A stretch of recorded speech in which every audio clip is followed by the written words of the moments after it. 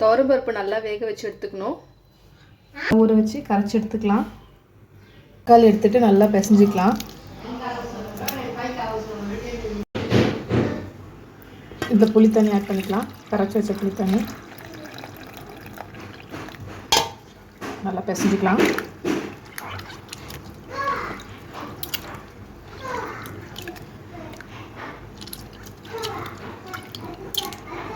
நல்லா புழிஞ்சு வச்சுக்கலாம். அதை வதக்கும் போது சேர்த்து வதக்கிக்கலாம். இது கூட கொத்தமல்லி காம்பா போட்டால் கூட பிரச்சனை இல்லை. கருவேப்பிலை எல்லாத்தையும் போட்டு நல்லா பிசைஞ்சிக்கலாம். மிக்ஸி ஜாரில் மிளகு எடுத்துக்கிறோம். மிளகு, சீரகம்,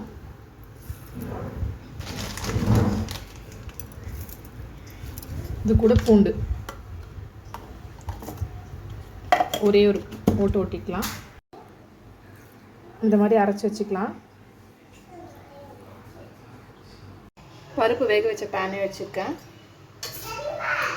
இதில் கொஞ்சம் எண்ணெய் ஊற்றிக்கலாம். 1 ஸ்பூன் போதும். கடுகு வெந்தயம் போட்டுக்கலாம். இதில் கொஞ்சமாக பச்சை மிளகா, காஞ்ச மிளகா கொஞ்சம், தக்காளி,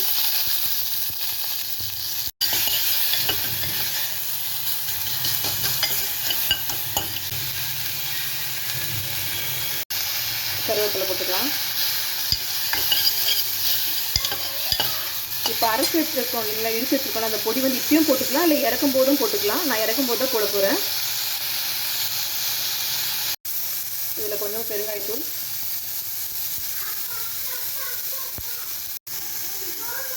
கொஞ்சமாக மஞ்சள் தூள், பருப்பு தண்ணி,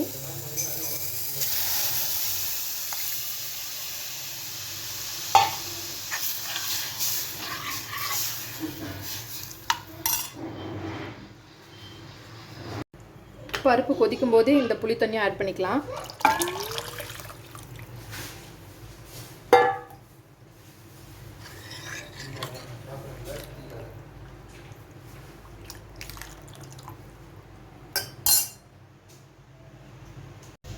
கொத்தமல்லி வந்து நம்ம புளி தண்ணி பிசைகிறோம் இல்லைங்களா, அதோடு சேர்ந்து பிசைஞ்சோன்னா டேஸ்ட்டாக இருக்கும். இன்னும் ஃபுல்லாக கொதி வரல. இந்த டைமில் வந்து நம்ம அதை பொடிச்சு வச்சுருக்கோம் இல்லைங்களா, அதை ஆட் பண்ணிக்கலாம். மிளகு, சீரகம், பூண்டு,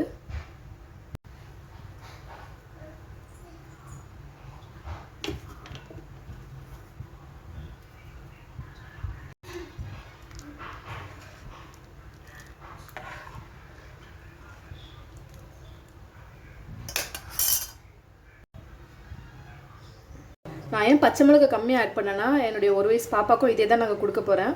ஸோ அதனால் பச்சை மிளகா கம்மியாக ஆட் பண்ணிக்கிறேன். உங்களுக்கு வேணும்னா அதை வதக்கும் போது எக்ஸ்ட்ரா 2 பச்சை மிளகா கூட ஆட் பண்ணிக்கலாம்.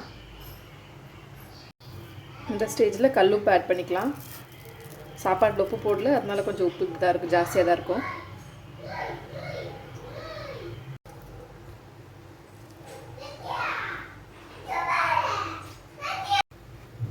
இப்போ கொதி வருது. கொதி வரும்போது ஆஃப் பண்ணிவிட்டு, இதில் நீங்கள் வெல்லம் ஆட் பண்ணுறதுலாம் உங்களுடைய ஆப்ஷன் தான். இறக்கும்போது கொஞ்சமாக பச்சை தண்ணி ஆட் பண்ணிக்கலாம். ஆட் பண்ணிட்டு மூடிட வேண்டியது.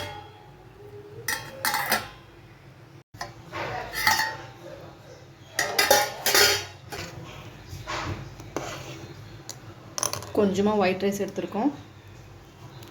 நிறைய ரசம் ஊற்றிட்டு